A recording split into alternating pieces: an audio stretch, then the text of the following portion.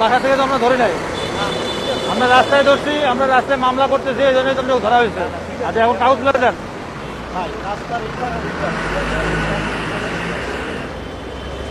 বুঝি নাই।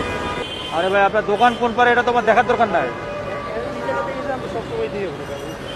আপনার আপনার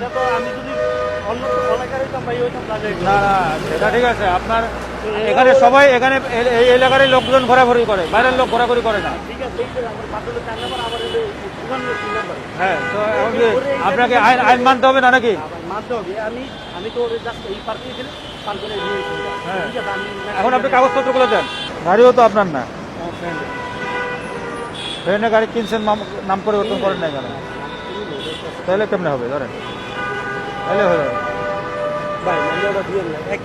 সরি ভাই, আপনি এটাকে আপনার নিজস্ব আইন বানায় ফেলছেন যে আমার বাড়ির পাশে, আমার দোকানের পাশে আমি হেলমেট করবো না, তাই তো? আপনি অন্যায় রিকোয়েস্ট করবেন কেন আমাকে বলেন? আপনি অন্যায় রিকোয়েস্ট কেন করবেন?